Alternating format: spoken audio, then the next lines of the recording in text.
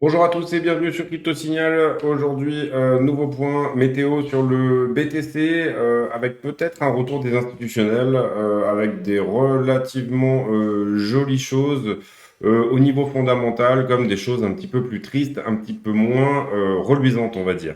Je passe tout de suite en partage d'écran. J'en profite pour faire l'appel à l'abonnement, bien entendu. Si jamais ce contenu vous plaît, le meilleur moyen que vous ayez de m'encourager à continuer de le faire est de mettre un petit like, un commentaire, vous abonner, activer la cloche des notifications.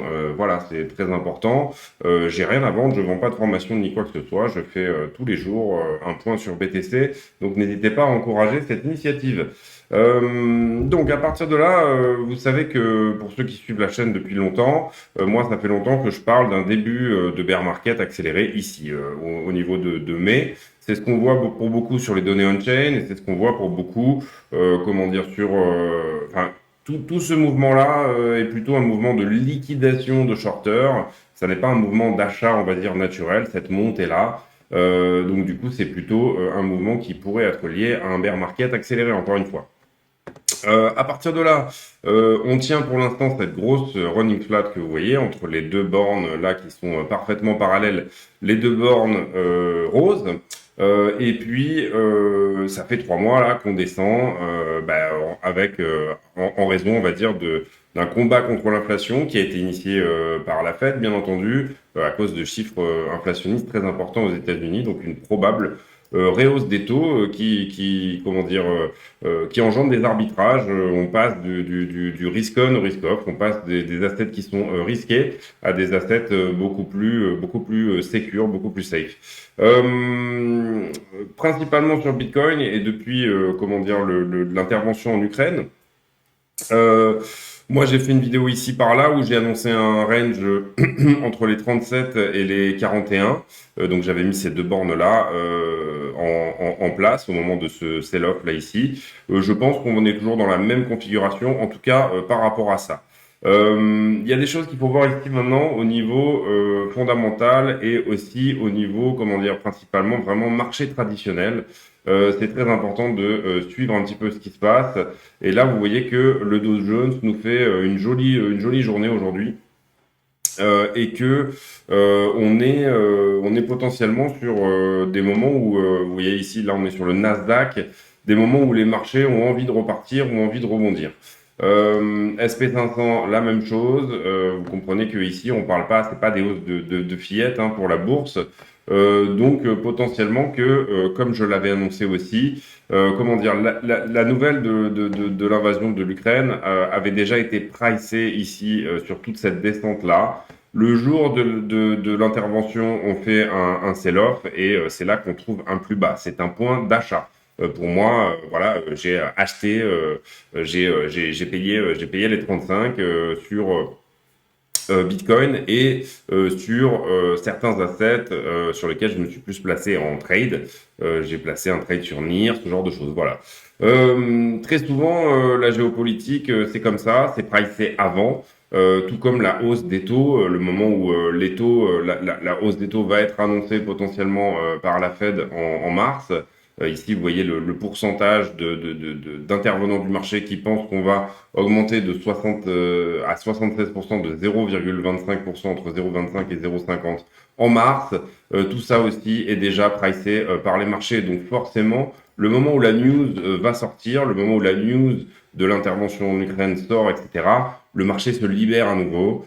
Il se rend compte qu'il a potentiellement un peu trop vendu et ça constitue des magnifiques points d'achat pour nous autres, les investisseurs ou traders.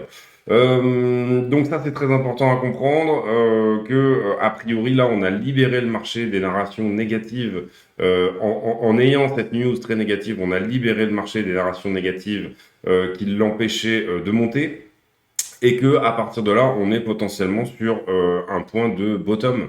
Donc on reste pour l'instant dans cette structure de running flat et on reste pour l'instant à l'écart de ce biseau en élargissement descendant. Donc on valide une sortie.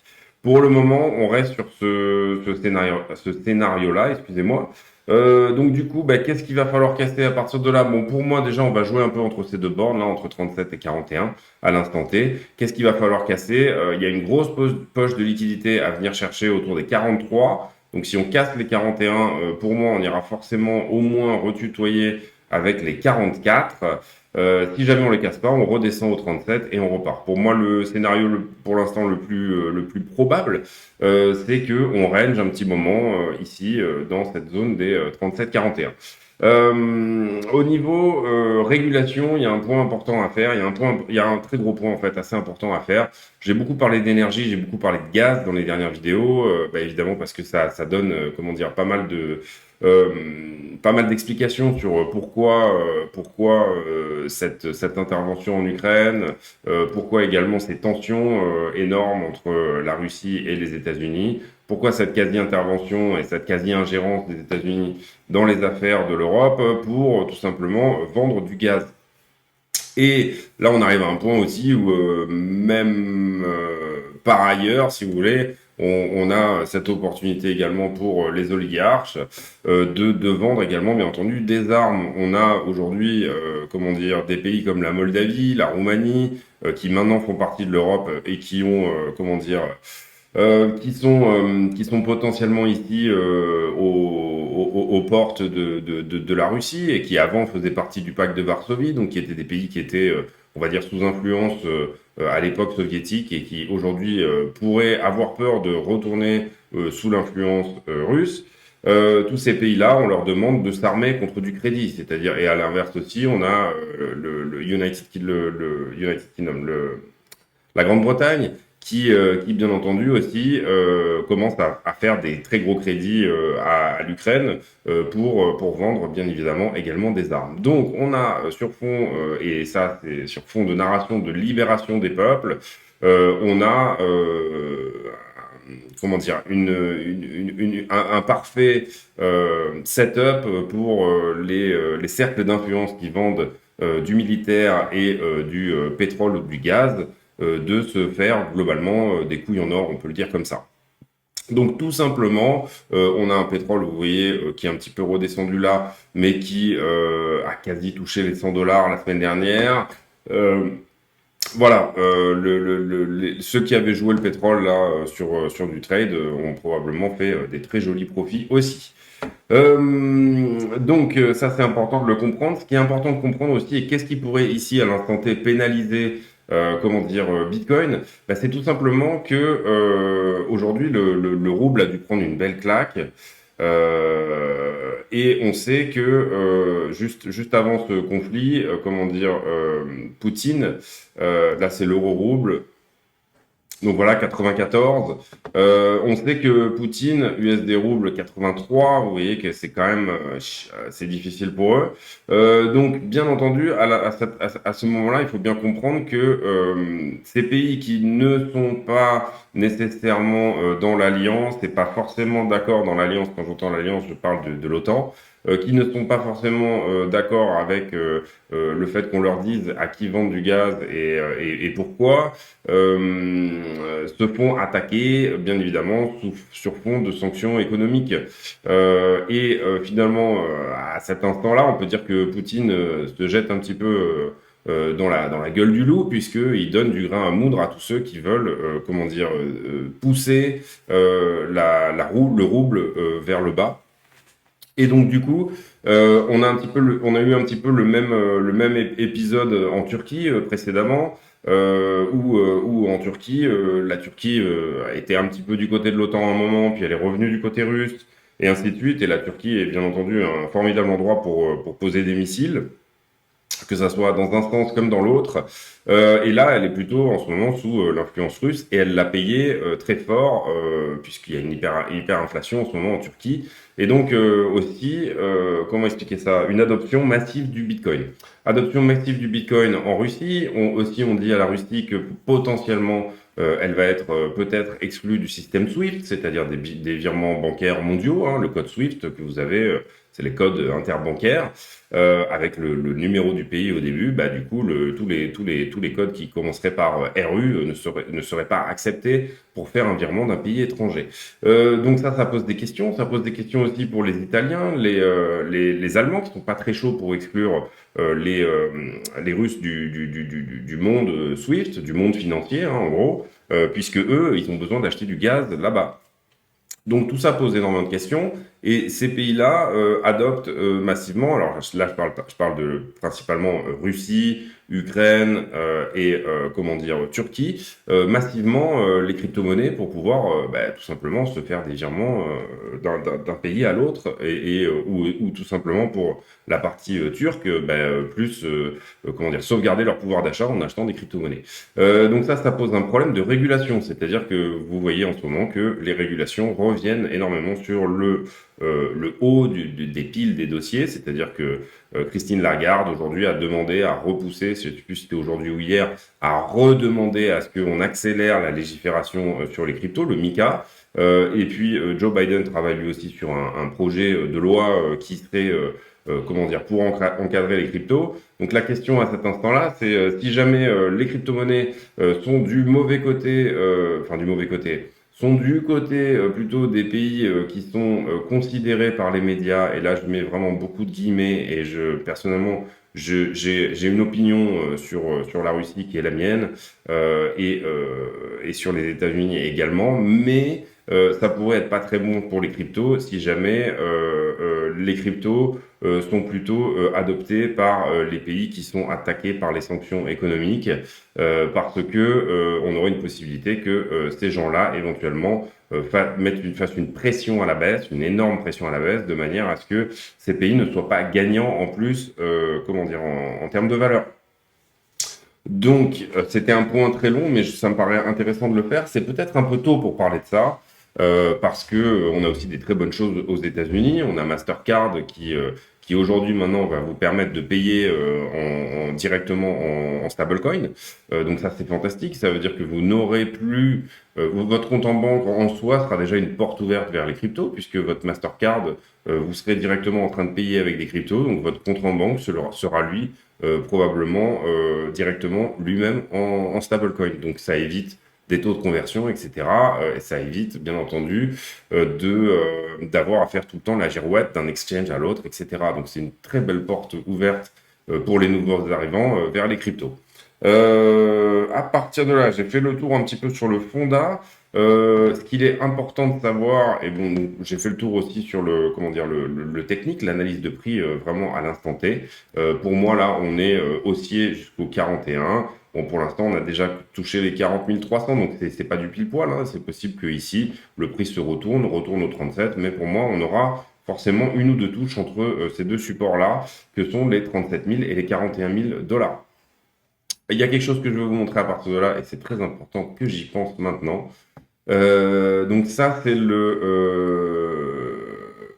Grayscale, le Premium Rate de Grayscale. Donc ça, c'est un petit peu un indicateur de ce que font les institutionnels. Et je trouve ça intéressant de vous montrer que ici, il est plutôt en bonne forme. Il y a autre chose qu'il faut regarder aussi, et ça, c'est très important. On a un énorme retour de l'Open Interest ici. Et le CME, là, aujourd'hui, est à 13%. Mais hier, il était à 21%. Le CME, pourquoi c'est important? Parce que c'est le Chicago Mercantile Exchange. C'est directement des professionnels boursiers qui, ici, retournent sur Bitcoin. Donc ça, c'est très, très, très important. Pour moi, on ne peut pas initier un nouveau rallye à l'instant T, là, repartir dans une nouvelle tendance haussière, sans avoir un énorme retour des institutionnels, un énorme retour de ceux qui ont l'argent et les milliards de manière à pouvoir, comment dire, être demandeur de cet asset qu'est le Bitcoin. Si jamais on a ce retour-là, aujourd'hui, il n'y a plus de vendeurs. Les holders ont la main. Il y a que l'offre a été totalement inspirée par les holders. Si jamais on a à nouveau une demande comme on a pu avoir ici, justement de la part de Grayscale, hein, justement, qui a un petit peu initié ce premier gros rallye qu'on a vécu en 2020. Ici, tout ça, c'était du Grayscale. Ici, il y avait une grosse accumulation de Grayscale, grosse accumulation. Je vous rappelle que Grayscale pèse quelque chose comme 600 000 bitcoins, hein, je crois. c'est ça, 642 000 bitcoins. Donc, c'est très important que ces gens-là, que ça soit sur les CME, que ça soit sur Grayscale, que ça soit sur les ETF, c'est ces gens-là qui peuvent refaire partir un rallye haussier, un vrai rallye haussier, c'est-à-dire un bull market à nouveau. Donc là, on a quand même des premiers signes que c'est peut-être en train de se passer. Donc voilà, très important à regarder. On a fait le tour maintenant un petit peu sur ce retour des institutionnels et puis sur comment dire le point, on va dire, géopolitique. Qu'est-ce qu'on a sur le carnet d'ordre ici à l'instant T? On a plutôt apparition d'ordre à la vente ici sur les quelques dernières heures dans une section entre les 39 et 40. Si on dézoome un petit peu, oui, on est plutôt vendeur, mais on a aussi de l'achat en face un petit peu plus bas, en dessous des 36, 37, etc. Donc bon, on n'est rien de bien méchant ici sur l'open interest. Les options, on a clôturé, on était à peu près à 40 000, hein, donc ça va un petit peu dans le sens des options. Il y avait un gros niveau d'options, on était à 40 000 Bitcoin en option. Et là, le prochain niveau d'option sera le 4 mars. 4 mars, maximum pain price pour le moment à 38 000. Donc ça va plutôt aussi dans le sens de ce que je vous dis, c'est-à-dire à l'instant T d'un range. Là, alors c'est bizarre, j'ai pas dû sauver, j'ai dû refresh parce qu'il y a des vieilles barres qui sont remises, mais c'est pas grave. Ici, vous voyez qu'on avait un point de short à prendre, il a été pris. On avait un point de short à prendre ici aussi, il a été pris. Ici, on avait un point à prendre là, ce point-là a été pris également, et ce point-là a été pris également. Donc maintenant, on va faire un point sur ce qui s'est passé un petit peu depuis ce plus bas ici. Ici, vous voyez qu'on avait une majorité de shorters sur ce rebond-là, avec pas un énorme rebond non plus sur l'open interest, c'était pas énorme, le nombre de contrats qui se sont ouverts en short ici n'était pas non plus incroyable. Donc on avait un point de short à prendre ici, je vais mettre les barres de la même couleur, hein, comme ça on s'embête pas. Ici le funding remonte, donc on a pas mal de gens qui reviennent en longue, avec ici augmentation assez forte de l'open interest. Donc là, par contre, celui-ci, on va le mettre en rouge. Ici, on a un point à prendre au niveau des longueurs. Celui-là a été pris ici. Ensuite, le funding redescend, beaucoup de shorters, beaucoup de contrats qui se mettent dans la place. Et vous voyez que tout de suite, on vient prendre ce point. Hein. Si j'avais mis une barre bleue ici, il est pris instantanément. Donc, tous ces shorters-là sont perdants, pardon. En faisant montant le prix, ben, on nettoie beaucoup le nombre de contrats, on nettoie énormément l'open interest. Ici, le funding se retourne. Augmentation du nombre de contrats ici. Donc là, ici, on a plutôt des longueurs qui sont rentrées là-dessus. C'est-à-dire qu'on peut identifier ici le premier niveau. Ici, le nombre de contrats augmente. Le funding est toujours aussi. Hop, ce niveau-là aussi, donc qui a été pris depuis. Est-ce que là, on est toujours dessus? Oui. Donc on peut mettre aussi ce niveau-là, qui seront des niveaux à prendre pour plus tard. Et ici, toujours augmentation du nombre de contrats, on va dire jusque-là, jusqu'au moment où le funding reste positif. Donc, on va aussi mettre ce point-là. En short, qu'est-ce qu'on a à prendre? Bah, vous voyez qu'ici, le funding se retourne et le nombre de contrats continue d'augmenter.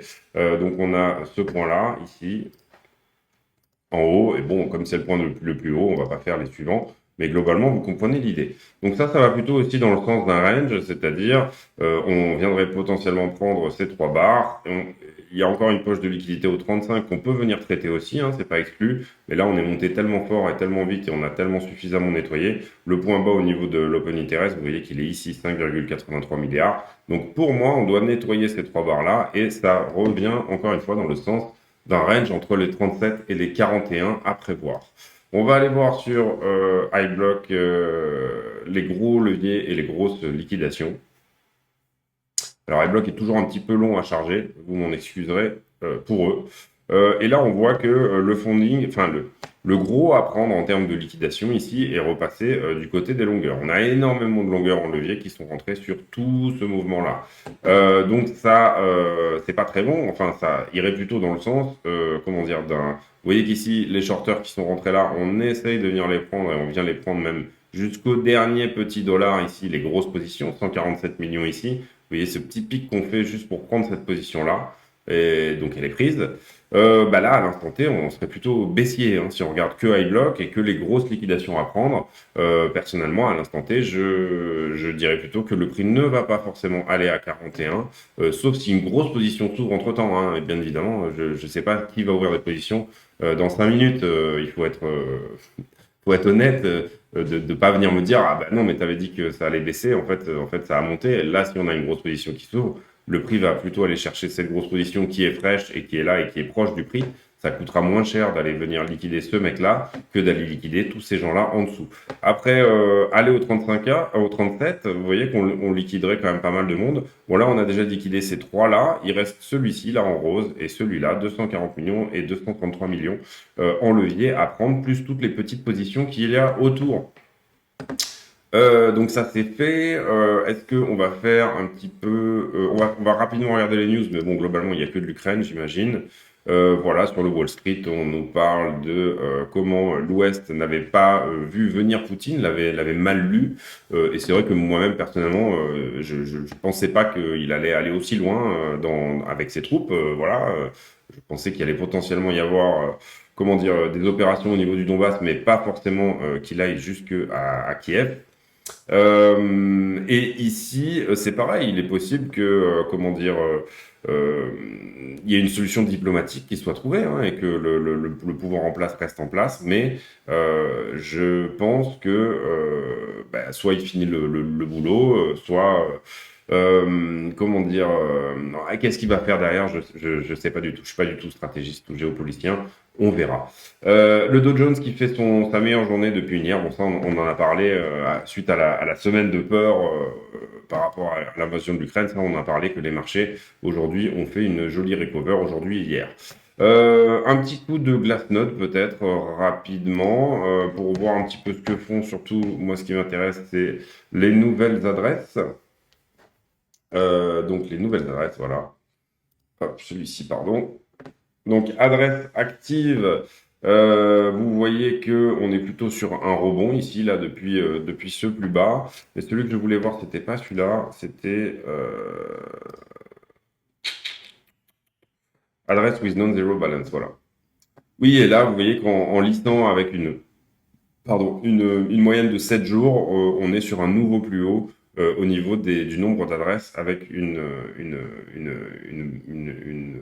balance supérieure à zéro, avec de l'argent dessus, quoi. Une sorte d'adresse active. Que font ici les baleines? Ceux qui ont plus de 10 000 bitcoins sont plutôt positionnés ici à la vente. Et là, je suis bien sur Bitcoin, ouais. Plutôt positionné à la vente sur ce rebond. Donc, vous voyez que là, ici, on avait sur toute la descente une accumulation. Et à partir du moment où on rebondit, ce nombre d'adresses diminue. Alors là, on est entre 87 et 86 adresses. Hein. C'est pas énorme. Ça veut dire qu'il y a quelqu'un qui a vendu. Mais ça donne quand même un petit peu le ton. Ici, c'est pareil. Ça commence sur ce rebond, ça distribue un petit peu. Donc, ce rebond de 33 à 41, on va dire. Ça distribue un petit peu ici sur ce nombre d'adresses-là également. Donc, ça, c'est les adresses supérieures à 1000 bitcoins. Pour les adresses à plus de 100 bitcoins, vous voyez qu'on a eu un très gros sell-off sur ce FUD. C'est-à-dire que là, c'est vraiment des gens qui sortent massivement. Donc, tout ça, les métriques ici sont pas très bonnes. Ça veut dire que le marché a quand même un petit peu peur et que les gros ici, alors c'est pas toutes les whales. Hein, vous comprenez que ici, on parle de une différence de 50 adresses. C'est-à-dire que sur les 2100 adresses qui ont plus de 1000 bitcoins, il y a eu une variation de 50 adresses. Le mouvement semble important. Mais néanmoins, quand même, on peut voir que c'était un chiffre qui ici était stable, même, depuis ici, cette descente-là, dans cette descente-là, toute la descente qu'on fait ici, pardon, il était plutôt stable, et là, dès qu'on rebondit, ça vend. Alors, à partir de là, ça pose la question, surtout au niveau Glassnode, etc., au niveau du comportement on-chain. ça pose la question de qui est en profit et qui est en perte. C'est-à-dire, voilà, à partir de là, ceux qui vendent, ils ont fait des profits, puisque c'est plutôt ceux qui ont acheté ici en bas ou ceux qui avaient acheté il y a très longtemps et qui attendent depuis longtemps pour vendre. Là, ils se sont fait un petit peu peur en ne vendant pas là, donc ils préfèrent ici prendre quelques profits. Donc la question vraiment importante, c'est celle du comportement des acteurs en place, ceux qui ont vraiment ici des bitcoins, quel va être leur comportement face à ce rebond-là. Si jamais ce sont des holders et que ce sont plutôt des gens initiés au Bitcoin, ils vont avoir tendance ici à prendre un petit peu de profit, mais à garder pour plus tard. Si jamais ce sont des short-term holders ou des Bitcoins qui sont plus spéculatifs et beaucoup plus à court terme, ils vont avoir tendance à, si jamais ils étaient en perte, là, vous voyez qu'ici tout le monde était en perte, là, enfin en net, tout le monde était en net profit loss. Et ben à l'instant T, les Bitcoins qui étaient vendus étaient largement en perte. Là, si jamais ces gens-là ici avaient trouvé, par exemple, avaient acheté au dernier point autour des 41 justement, et que là ils retrouvent leur point d'achat et qu'ils se sont fait peur, ce sont des gens qui vont avoir tendance à essayer de sortir au point mort, de sortir à break-even. Donc c'est ça qui peut créer une borne qui fasse qu'on aille faire éventuellement, si jamais le marché ici, si trop de gens ont ce comportement-là, et qu'on retourne au 41 et qui sont positionnés à la vente parce qu'ils avaient acheté par là, dans ce range-là, et ben à ce moment-là, si jamais ils décident de sortir à break-even sur cet endroit-là, ou que c'est déjà un petit peu ce qu'ils ont fait là, et ben bien évidemment, c'est ça qui vous renvoie un petit peu vers le bas. Donc voilà, il faut comprendre ici le comportement des acteurs en place. J'en profite aussi pour dire que si je me mets en daily, cette bougie-là, donc celle de la journée, et c'est normal hein, aussi, de la journée d'invasion de l'Ukraine, est la plus importante depuis plusieurs mois. Hein, c'est même la plus importante depuis le 7 septembre 2021. Ouais, c'est ça. Ce sell-off là, cette bougie ici de défense en fait de la running flat et également de digestion de la news l'intervention militaire russe en Ukraine est la bougie la plus grande depuis plusieurs mois. Donc ça c'est intéressant. Ça veut dire aussi qu'il y a eu quand même ça a été quand même une très très grosse journée qui s'est passée. Qu'est-ce qu'on doit surveiller à partir de là pour moi? Pour moi, c'est l'order flow, principalement. Ça, c'est la première métrique à regarder. Et pour moi, la deuxième métrique à regarder aussi, c'est des métriques qui sont gratuites, hein, c'est CoinAlyze est gratuit et CoinGlass aussi. C'est l'open interest et principalement, je regarderai vraiment beaucoup qu'est-ce qui se passe sur le CME et qu'est-ce qui se passe sur le BITO, qu'est-ce qui se passe sur voilà, les ETF autour du Bitcoin. Bon, là, c'est le week-end, donc du coup, on va être surtout drivé par l'order flow, par les liquidations, puisque c'est un moment où les market makers aiment bien faire bouger les marchés à l'endroit où ils veulent, parce qu'il y a assez peu d'institutionnels sur le marché. Donc là, on va plutôt avoir une chance de se balader, plutôt en fonction des barres que je dessine et de l'order flow que vous voyez ici. Voilà, je pense que j'ai à peu près fait le tour sur Bitcoin. Ah, mais c'est pour ça, d'accord. Je pense que j'ai à peu près fait le tour sur Bitcoin. Voilà, c'est tout pour moi aujourd'hui. J'espère que cette vidéo vous a plu. N'hésitez pas à nous rejoindre sur le Discord de la chaîne qui est en commentaire de la vidéo et dans la description également. N'hésitez pas à vous abonner, activer la cloche des notifications, de mettre un like, puisque c'est vraiment ça qui pousse la chaîne, comme je vous disais. Voilà, passez à tous un excellent week-end. Si jamais vous avez réussi à regarder cette vidéo jusqu'à la fin, mettez en commentaire le nombre de personnes que vous avez dans votre famille proche. Voilà, comme ça on se connaît un petit peu mieux et on parle d'autre chose que de simplement de Bitcoin et de finance. Pour moi, en tout cas, très bon point d'achat et comment dire, là on attendra peut-être un retournement baissier pour reprendre le prochain creux, mais en tout cas, cette invasion, cette news de l'invasion était un très bon point d'achat et c'était quelque chose qu'il fallait forcément, bien entendu, payer. La news était sortie, donc le marché s'était libéré de ça. Donc je regrette pas d'avoir pris ce parti-là pendant toutes mes dernières vidéos, de parler de virage haussier, etc. J'ai eu beaucoup de gens qui m'ont dit mais t'es malade dans les commentaires, que ça soit sur Facebook ou quoi, ou etc. Mais ça va pas, non, regarde les infos, etc. Et en fait, ça m'a encore plus mis à l'aise avec mon analyse. Voilà. N'oubliez pas que le marché fait souffrir la majorité, donc l'important pour vous, c'est d'avoir votre propre opinion et de surtout vraiment développer votre propre esprit critique. Et à partir de là, vous aurez de meilleurs résultats que la majorité qui en général perd, que ce soit en bourse ou sur les marchés financiers. Je ne vais pas blablater pendant 50 minutes, je vous dis juste mon avis du moment. Donc voilà, c'est tout pour moi. Je vous souhaite une excellente journée à tous. On se retrouve demain pour un nouveau point météo sur le Bitcoin. Et excellent week-end à tous. Salut!